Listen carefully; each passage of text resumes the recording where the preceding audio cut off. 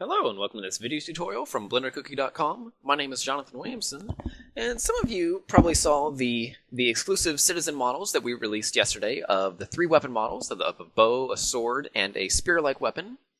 And we got a few inquiries into a tutorial on them, on how to model one. And so we're actually going to do just that today, and then we'll actually follow this up in a few days with a texturing version of it. So hopefully you'll find both of these very, very useful. But what I'm going to do is I'm going to follow the same general method that I used on creating the 3 for the citizen tutorial or citizen models, and that is pretty much just creating something from my head.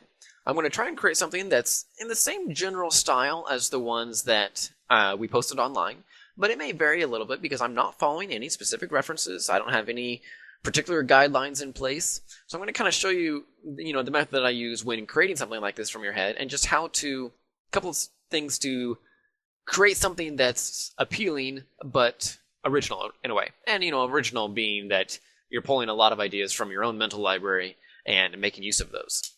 But I'm going to go ahead and model this in 2.5 or recent build of 2.5, which are always available from graphicall.org. And the main reason is that I'm going to be making use of a really excellent modifier that's been added recently called the Solidify modifier. And this is a really great tool that allows us to do things like lacing and things like that very, very easily for the handle of the axe. But aside from that one, everything else will be able to be done in 2.49 if you're still using that. So let's go ahead and get started. I'm going to go ahead and start with just the default cube here. And on this cube, I'm first just going to hit tab to go into edit mode, and then go to top view. And I want to just scale it down along the y-axis by hitting S and Y, and scale it down just to about the width of the axe head that I'm looking for. I'm going to just left click. And I'm actually going to go ahead and hit Shift A and add a new cube, to which I will scale down again, left click, and then from front view, which is 1 on your number pad, I'm going to hit S and Z to scale up to go ahead and just position the basic handle. So this just gives me a starting point from which to work from. So now I've got, general shape and proportion down. So I'm going to go ahead and start working on the shape of the head. At which point I'm going to go ahead and switch back into vertex mode, since I was in face mode, which is a control tab on your keyboard. And I want to start shaping the head here. So I'm first going to go ahead and add in, say, 3 edge loops along the front here, which is control R on your keypad, and then scroll up with your mouse wheel, or plus and minus on your keypad, and just left click. And then I'm going to do the same thing along the edge. So I'm going to, again, add in 3 loop cuts. And this just gives me enough to work with in order to kind of lock down a general shape that I'm looking for. In this case, I'm going to go fairly traditional. So I'm going to go and select this front part. I'm going to hit S and Z, scale it up, maybe pull it out a little bit. Alt right click to select this loop, pull it out. Maybe go ahead and start getting some axe-like properties to it. Maybe move this loop along a little. I'm going to go ahead and scale this in down. Scale along the z-axis. And just start, doing general things like this to start getting a basic idea of what I'm going for. I'm going to go ahead and, before going any further with the head, I want to do a little with the handle. I'm going to add in another edge loop down here, and then add in 2 more between the two, which will allow me to kind of curve this around at a curve to the bottom of the handle, which would allow you to better grip the axe, particularly when swinging, where if any of you have ever swung an axe, done any manual wood chopping or anything like that, you'll know that that curved handle is almost essential to actually keeping the axe in your hands, particularly if it's a varnished handle. And it also just aids in the design of the axe, which is, of course, is an important aspect of what we're going for. I'm going to keep going here, and let's go ahead and add in another edge loop right along here. We're going to go ahead and start working on the blade of the axe. I'm going to select these 2 edge loops and scale in along the y-axis, just to pull them in a little bit, start working on the blade, get that sharpened edge, pull out a little bit, maybe scale up along the z-axis to get a little more curve here, which maybe we'll even accentuate that a little further by bringing these down, and maybe bring these down a little bit more, pull them out slightly. And now one thing that I'm going to do is I'm going to make this axe head symmetrical. So I'm actually going to add a mirror modifier to it, but before I do that, I need to select the entire head, which I can do by hovering my mouse over any of the vertices connected to it, and just hitting L on my keyboard to select the entire thing. And we're going to hit P and separate by selection. At which point, I can hit Tab to go out of edit mode, select the axe head, and hit Tab to go back into edit mode, and then we're going to go over and add a mirror modifier to this. Although actually, before I do that, I need to deselect everything and hit B on my keyboard to box select this lower half and hit X and delete vertices, because we're actually going to mirror this along the Z axis, which we can do with a mirror modifier here, and mirror along the Z and not the X, and then I'm actually going to mirror along the Y as well, which means that I need to go ahead and add in a central edge loop, which I can do by Control R, and then immediately right click to leave it in the center, and we want to select this back side and hit X and delete vertices. And then we can check Y as well and do clipping. So now I can go ahead and get a perfectly symmetrical axe head on both directions while only working on one side, which just lowers my margin for error and also allows me to work quicker. So we're going to keep going here, and I want to let's go ahead and add a kind of a hook to the back end here, which will kind of tie in with the hook on the sword, which would be used for, you can think of a variety of different things, but namely things for like pulling the blade out of an attacker's hand or anything like that. And so to do this, I'm actually going to add a double hook. Well, actually, no, that doesn't quite work. So I'm actually going to forego on the hook for the time being. I might do it entirely, because that would need to be added after the mirror modifier is applied. So I'm just going to keep going with the current design that I have. And just so we can start getting a good idea of what we have, let's go ahead and add a subsurf modifier as well. So I'll add a subdivision surface. I'm going to toggle down my mirror modifier. I'm going to turn my visions up to 2 and optimal display. And now I can go ahead and start adding in edge loops to sharpen things up and really start getting an idea of what I'm getting. First, before doing that though, I'm going to scale everything but this edge here up along the y-axis to add some more thickness to it. About like this. And we'll maybe then go ahead and add in an edge loop right here, which will get this nice sharp edge here. And on the tip here, I just need to select the 3 vertices that make up the inside edge and pull them out along the x-axis, and then also scale them up a little to start getting that sharp edge. But I need to do even more to get that, and one thing is to add in a loop along here, which allows me to do that, and then I'll add in another one right there, scale it up to get this nice sharp corner. And so at this point, I can then maybe even go ahead and add in another edge loop right here, and maybe pull down the top portion, get a little more curve to that, and we can actually get an even better impression of this sharp edge by pulling this in just slightly along the y-axis to get kind of an inset curve right here, which will give just a little better impression of a nice sharp edge. Now I kind of feel like I scaled this entire thing up a little too much along the y-axis, so I'm going to go ahead and scale that back down just a little bit. We'll take that back in a little bit more along the y-axis. And then let's go ahead and set everything smooth so we just get a nice smooth surface. There we are. Okay, so this is looking pretty good. Let's go ahead and add a little design aspect to that, which is go ahead and add in an inset here, and maybe even a double inset. So let's first select this portion here, and we'll just hit E to extrude, and then right click, and we're just going to pull it in along the y-axis, and deselect this portion here, and pull it in along the x-axis. But since we have clipping on, you notice that we're getting a problem here. And so let's go ahead and turn off clipping for a second. And actually that was doing the first place, so it didn't actually extrude. So we'll go ahead and pull this in like this, and then we're going to select this vertice and hit V to rip it apart. I need to deselect that and right click and select the other one. And then we're going to hit Shift Tab to turn on our snapping, and Control Shift Tab to switch it over to vertex, or you can switch it over here. And with this vertice selected, we're just going to hit G and X to snap it along to that vertice, but only along the x-axis. That way it doesn't snap up like that or anything like that. So now I can just select these fill in a triangle with F, and then select both triangles and hit F again to fill that in. Okay, so currently this is very smooth, which in this case we don't want, since for this one in particular I'm looking for very sharp edges. And so I'm going to go ahead and add in another edge loop here, which will sharpen that up, and another edge loop there.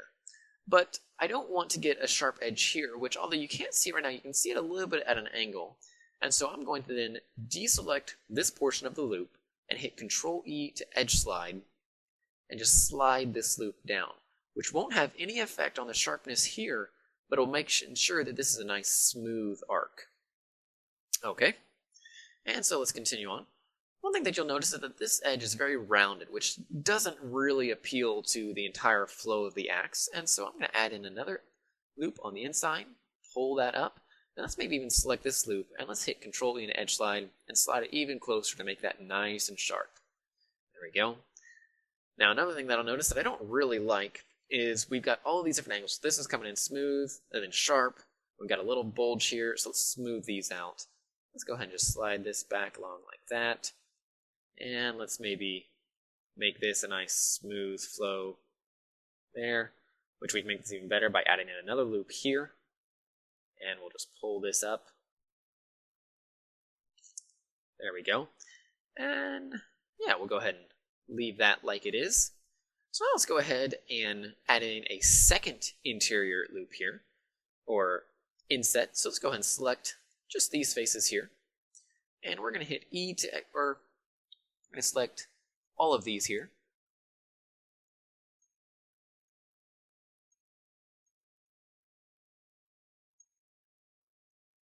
Just like that. Oh, and we want to select these in ones as well. And then we're going to hit E to extrude and W to smooth. Oops, need to turn on, or clipping is on. So I'm going to go ahead and just hit scale, scale it in, pull it down along the Z axis, like so. And then we're going to hit E to extrude, pull it in along the Y. Hit Control Tab, go to vertex mode, deselect this portion, and pull that in along the X. And once more, you can see we need to fix this thing here. So we can just hit V to rip it apart, change our selection by just right-clicking and then right-clicking again, and hit G and X like so. And then we'll just fill in these faces again. Okay, so that just adds a little extra detail there that can work real well for us. But maybe we want to sharpen this up a little. Let's sharpen this edge, add an edge loop there, maybe another edge loop there. And then once more, we're going to deselect this portion here and Control E to edge slide that along to ensure a nice smooth surface. Okay, and I'm liking where this is going, but I think I want to sharpen up this edge a little bit, and I want to smooth these ones. So let's go ahead and slide these along, and we'll do the same thing here. Just make sure that that's nice and smooth, and then I'm going to add in another loop right here. Actually, I want to add it in an extra one that I didn't want, so that just keeps that nice and sharp. Okay, so this is looking good, but let's go ahead and work on the handle a little bit. So I'm going to go out of edit mode, select it, and hit tab. And first thing I want to do is axe heads and hammer heads and all those kinds of things work on a wedge-based system to keep the axe head on the handle. And so first thing is let's add in a loop here, and then two more, or two here, and select all these and scale them along the y-axis. I'm going to turn off snapping first. Along the y-axis such that they're slightly thinner than the axe head itself. And maybe we can actually go back to the axe head and scale up these three loops here along the y-axis just a little bit to kind of thicken them up. Or maybe we'll just hit G and Y and pull them out along the x-axis, which at the same time actually adds a little shape to the axe head that we kind of like. So this way I don't have to scale these up as much, because that was honestly getting a little thin to be realistic to support that kind of weight, particularly if this were swung at full force. So now I can go ahead and I'm going to add a mirror modifier, or a subsurf modifier to this one as well, and we'll just turn that up to optimal display. We can add another edge loop to sharpen this up, maybe select everything, and we'll go to shading to smooth, and start working from here. So one thing that I want to do is I want to really thicken up this end handle here. So I'm going to scale these areas up. It's more. And then I want to sharpen the butt of the handle. So I'm going to add in another loop there. And then if you remember on the models that we released, these had kind of a nice cap on them. So we're going to do the same thing here. And it may not be the same, but we'll get something fairly close. The way I like to do this is I'm going to add in an edge loop and scale it all the way up to this previous edge, at which point I can then, first I gotta turn off auto merge editing. We'll try that again. Scale it all the way up, and then scale it out, which allows me to just get that real exact, at which point then I can add in extra edge loops here, and here, and get a nice sharp edge to this, which then maybe we'll add a little more designs, add in a double loop cut, and another loop cut here. Select these two loops, hit E to extrude, Alt S to scale along the normals so it just goes straight in. Maybe add in edge loops on the insides to sharpen those surfaces up. Maybe we'll scale these down so we get a nice kind of cone shape to this, which we could even select this bottom face, scale it down, and even add a spike to it if we wanted. Just a small point. This is a battle axe of sorts anyway, so it's, it doesn't have to be albeit a peaceful weapon necessarily, or at least it should be capable of, inflicting some kind of damage. Not that we're promoting that or anything. But, okay. So this is looking good. But right now it's still a little boring. So let's maybe add in an extra handle right here that you could hold with your non-dominant hand to help kind of steady the axe or to take force or whatnot. So let's add in another loop here, and we conveniently already have one here. And what I'm going to do is, thinking on this in the future, I think I'm going to add a lace pattern right here, which is what I'm going to do with the Solidify modifier that I was talking about.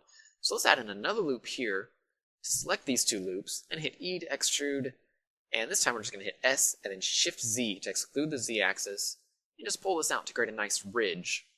At which point we then need to add in our perimeter edge loops again to sharpen these areas up. That'll do it nicely. And so I'm going to do the same thing up here.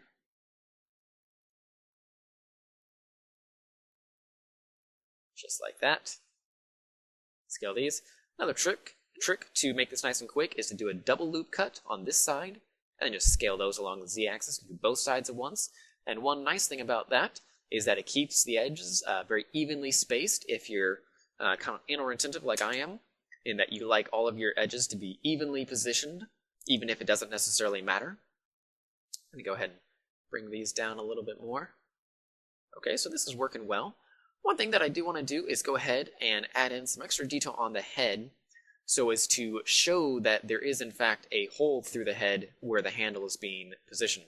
So I'm going to add in another edge loop on this side of the handle, and then we're going to select this face, and hit E to extrude, and W to smooth those in, pull it in along the Y-axis to go back to the center, and we can pull it back out now that it's locked to get it right up to the edge, and we're going to hit E to extrude, pull it in a little bit, and then take it down some more. We'll go back into vertex mode, and you can see that we need to then bring these out. In fact, I'm going to bring them back up to the top surface there. Same thing here, just to keep that surface nice and smooth.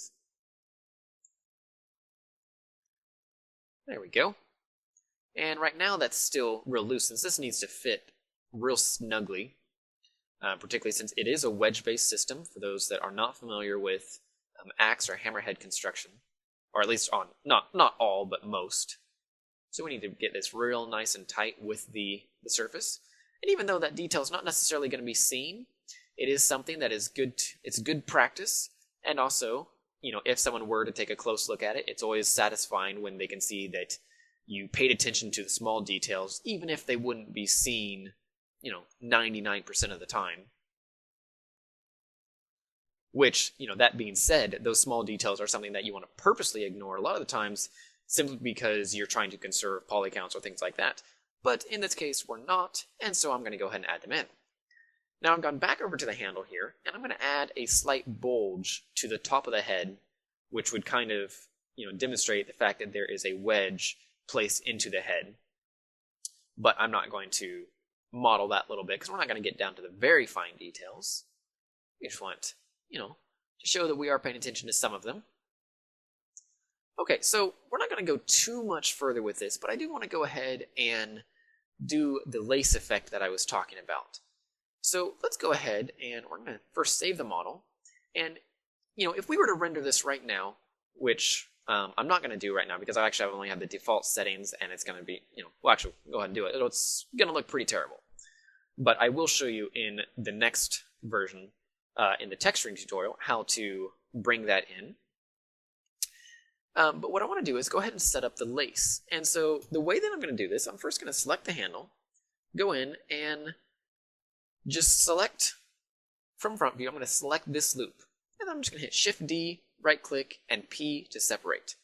I'm going to hit Tab to go back out of edit mode, and I want to select this one into edit mode and just scale it up just slightly. It doesn't have to be real big. I'll pull it up a little bit.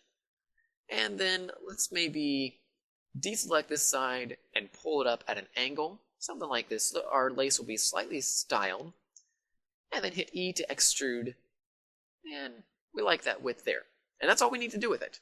Now I want to just duplicate this a couple of times.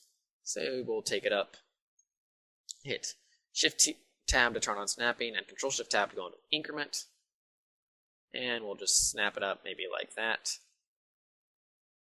About like so. Maybe take everything down just a little bit with snapping not on so we can hold down Control so it fits just perfectly. Okay. And that's it. So now I'm going to go ahead and hit W, or with everything selected in edit mode, W, shade smooth, Control N to recalculate the normals, as you can see there. And now is where it gets cool. So right now it just looks very simple. But let's go ahead and do two things. First, we're going to add in a Shrinkwrap modifier, which will cause it to shrink to this surface. So first we need to select this mesh, and we can see that the name of it is mesh.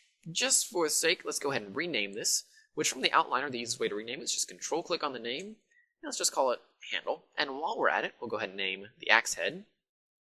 So we'll call this head. And now let's select our lace again, and we'll call it lace. Okay, so now with the Shrinkwrap modifier, we're going to select the target to be the handle. As you can see, it immediately shrinks to that surface. And let's set the offset, or keep it above the surface. It's set to nearest surface point. And that's pretty much all we need to do. So we're going to leave that as is. But we're going to go ahead and just to avoid any kind of problems, we're going to move it to the top of the modifier stack above the subsurf. Actually, no, we need it below the subsurf. Move that back down. There we go. And now let's go ahead and add in a solidify modifier, like this. And we want to go ahead and tell its thickness, it's the same, fill rim. And okay, let's see. I'm trying to remember because on the previous one that I did, I actually had to have the solidifier modifier goes pretty much berserk when it's below the subsurf modifier. So first off, let's go ahead and turn off the shrink wrap, or just for the time being, and see what's going on. So first take the solidify modifier up to the top of the stack. We can see that we're getting some nice thickness. We'll maybe increase that to say 0.1. And then we want the shrink wrap above the solidify modifier, because first we want to shrink it to the handle. And we'll turn off our subsurf for the time being. Yeah, so here we go. So first we want to shrink it to the handle, and then we want to add thickness to it, and then we want to subsurf it. Which you'll notice we're not getting the effect we want, simply because the reason being is that since this is a cube, we're not going to get a lot of detail. You know, we don't have much margin to smooth it to. So let's go ahead and add in a edge loop here and an edge loop here. And then we'll select these loops on the outside. And we're going to just hit Alt-S. Whoops. Oh, nope, that's not going to work actually. Okay, what we're going to do instead, we're going to remove those loops. And let's take our subsurf down to level 1, and then we'll just click Apply. Go into Edit Mode, select everything, and Control N, and then we can re-add the subsurf modifier. Like this, now we get a nice sharp surface, which will then allow us to make this work nicely, or at least it should. And so we're going to select this again. We want the shrink wrap.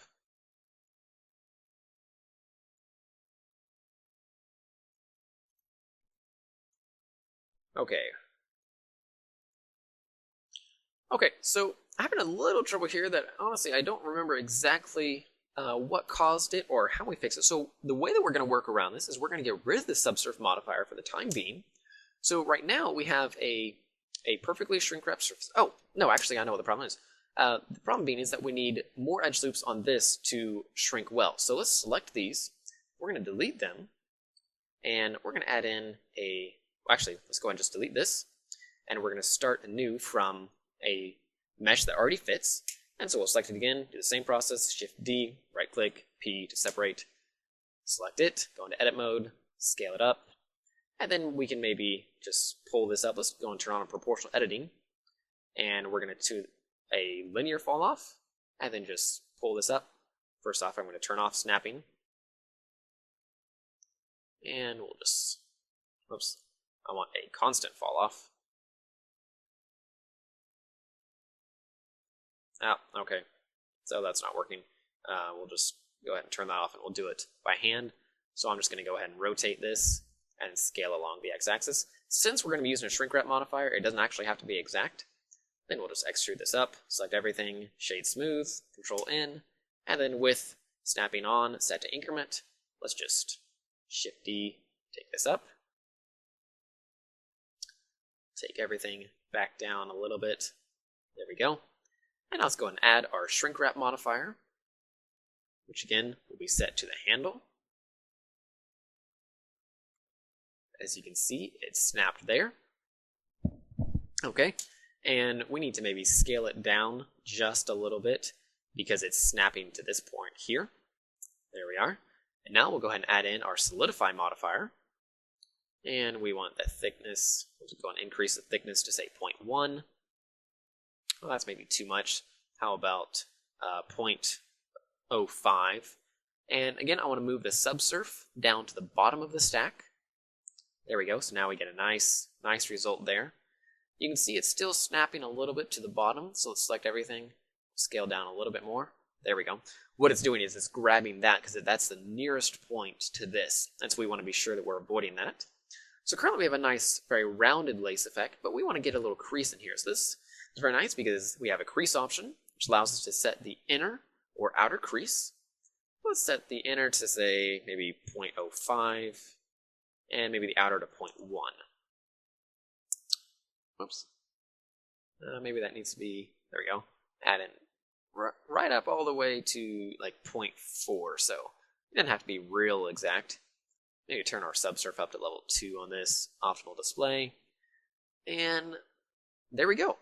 Now what I'm going to do is let's go ahead and Shift D to duplicate this. Go into edit mode, select everything, and scale along the X to -1 to flip this.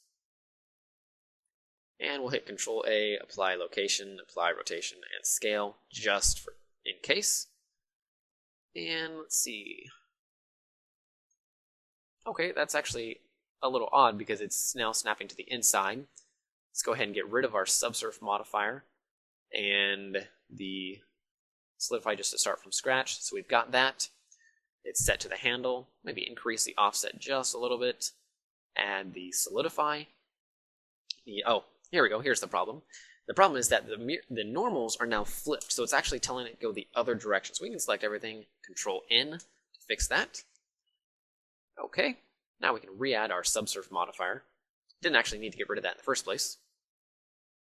Increase the outer rim to say 0.5 and 0.1. Let's keep this above the surface. And now I'm going to increase the offset a bit and the thickness. Let's see, the thickness on our first one was 0.05, so we'll again change that to 0.05. And take the offset down a little bit. It's okay if they overlap just a little bit. We want to just be sure that it's not complete. And then let's go ahead and apply our shrink wrap. Or, well, no, actually, we can go ahead and just leave that just like it is. Now, I do realize that, this isn't exact because normally this would actually be just a single lace. So what I'm going to do to kind of fake that effect, first I'm going to go into edit mode and pull these up because they keep causing me trouble. And then just for time's sake, since we don't really have time to show you how to create that completely, I'm just going to offset these enough so that it's apparent that they are very different. Scale up a little bit. And you can see this has caused me grief again. There we go. Okay, now we'll go ahead and just leave that for the time being, because normally these would be two single solid pieces of lace, but just for the sake of time, we're going to ignore that fact, because we can actually fake it pretty well. Okay, obviously you're going to see a few points there, but from a distance, it's really going to help add to the effect. Or if it suits your fancy, you can just get rid of one and get that kind of stylized effect going on there, which honestly is actually my preference in this case. So we'll just leave it at that, and it does fit the models that we released. So now this is actually very easy to just adapt to the bottom here. We'll hit Shift D, pull it down, and you can see maybe we need to increase the offset, or we can actually just check above the surface on this and increase the offset maybe a little bit. We'll go ahead and help it along by scaling this one up a little bit, pulling it over, doing the same with these just to adjust them manually a little bit.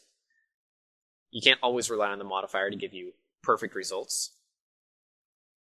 There we go. Maybe we'll add in a couple more along the bottom here. Get them approximately placed correctly.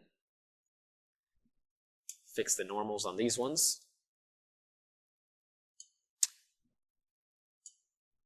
Which it's not wanting to do.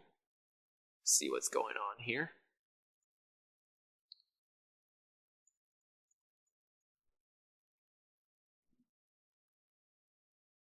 There we go. Okay, I'm not actually sure why it was displaying the faces, because when I flipped the normals it didn't work, and then I flipped it again and it was back to normal. So there we go. This is the majority of the axe. We can go ahead and leave it at this point for the time being. I urge you to go ahead and take it a step further. Right now, the axe head is maybe a little bit bulky, but you could fix that by perhaps adding or pulling this edge loop down, maybe scaling these up a little bit. Because one of the reasons that it looks a little bulky is that it looks bulky in proportion to the handle. And so, one of the things you can do to fix that is just by increasing the bulk of the handle in some places. Obviously, you want to be careful not to exaggerate certain areas too much. Maybe we'll add in another loop here. Maybe pull this up and scale these up a little bit. Add a little more variation to the handle again. Again, help increase your grip as well. So I'm going to go ahead and leave it here for the time being, as I'm going to follow up this tutorial here in the next couple of days with a texturing tutorial on texturing this axe, obviously. So I hope to see you on that. I hope you enjoyed this tutorial. Maybe a little bit long, but the result isn't too bad. It kind of follows the same basic style of the previous ones. So again, my name is Jonathan Williamson, and this is another tutorial from BlenderCookie.com, and I will see you next time. Thanks again for watching.